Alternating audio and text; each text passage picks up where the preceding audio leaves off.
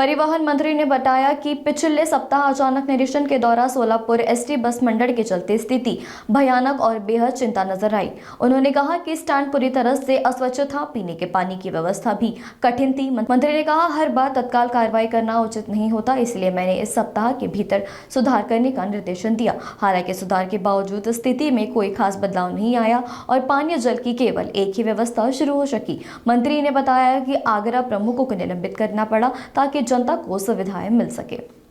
गेल्या आठवड्यामध्ये मी जेव्हा सोलापूरच्या ह्या एसटी स्थानकावर वस्तुस्थिती काय आहे ही बघायला अचानक आलो असता फार भयानक परिस्थिती मला ह्या ठिकाणी आढळली। अस्वच्छतेचं आगार हे होतं आणि प्रामुख्यानं मुतारी आहे, शौचालय आहे, महिलांचं शौचालय आहे, त्याची अवस्था अतिशय वाईट होती।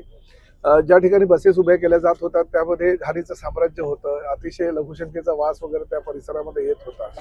अनेक लोकांनी, प्रवाशांनी माझ्याकडे तक्रारी केल्या आणि त्यामुळे ज्या ठिकाणी पिण्याचं पाणी होतं त्या पिण्याच्या पाणीच्या ठिकाणी सगळे पिचकाऱ्या वगैरे गुटखा खाऊन किंवा पान खाऊन मारलेल्या होत्या आणि अतिशय घाणीचं साम्राज्य होतं। त्या ठिकाणी वास घाणेरडा येत होता। अशा वेळेस त्या पाणी तरी कोण पिणार असं मी माझ्या डेपो मॅनेजरला विचारलं आणि या 4 दिवसामध्ये सुधारणा कराव्या, कारण शेवटी मंत्री आहे, माझे शेवटी सहकारी आहेत, माझे सहकारी म्हणून त्या ठिकाणी काम करतायत, तर प्रत्येक वेळेस प्रत्येकावर कारवाई करणं उचित नाही। म्हणून मी त्यांना 1 आठवड्याची संधी दिली होती की मी परत पुढल्या आठवड्यामध्ये दौऱ्यावर येतोय आणि दौऱ्यावर येत असताना तेव्हा मी पाहणी करायला येईल त्यावेळेस मला याच्यामध्ये सुधारणा झालेली दिसली पाहिजे असं मी त्यांना सांगितलं होतं। त्यानुसार आज मी जेव्हा पाहणी करायला आलो, उतारीमध्ये अतिशय घाण वास त्या ठिकाणी आहे।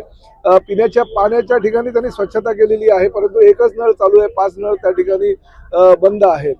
बाकीची जी दुरावस्था जी आहे ती तशीच आहे। तर अशा परिस्थितीमध्ये नाईलाज असतो का होईना, परंतु मला ह्या डेपो मॅनेजरला आज निलंबित करावं लागलं आणि हा निलंबित करण्यामागचा उद्देश काय की राज्यामध्ये महायुती सरकारच्या माध्यमातून सगळी एसटी स्थानकं चांगली असावी, स्वच्छ असावी, लोकांना प्यायला पाणी मिळावं, ही अशी भूमिका राज्य शासनाची आहे, आमच्या सरकारची आहे। मंत्र्यांची असताना सुद्धा आमच्या अधिकाऱ्यांच्या माध्यमातून योग्य प्रकारे जर त्यावर कारवाई होत नसेल तर नाईलाजानं का होईना पण आम्हाला असे निर्णय घ्यावे लागतील। आणि जशी परिस्थिती सोलापूर बस स्थानकाची आहे तशीच जर राज्यातल्या इतर ठिकाणी जर अशी अस्वच्छता करण्याचा किंवा ठेवण्याचा प्रयत्न त्या डेपो मॅनेजरने केला तर आम्हाला प्रत्येक ठिकाणी अशीच कडक कारवाई करावी लागेल।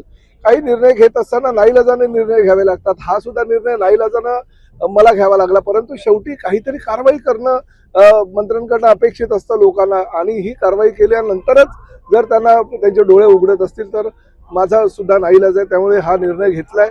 मला सुद्धा तो निर्णय आवडलेला नाही, परंतु हा निर्णय घेतलेला आणि त्यामुळे बाकीच्या राज्यातील सगळ्या डेपो मॅनेजरनी ही भूमिका ठेवली पाहिजे की आपला जो डेपो आहे तो स्वच्छ असला हवा, ज्या लोकांच्या जीवावर आपलं रोजीरोटी असते त्या लोकांना, त्या प्रवाशांना जास्तीत जास्त चांगली सुविधा जेवढी देता येईल तेवढी आपण द्यायला हवी।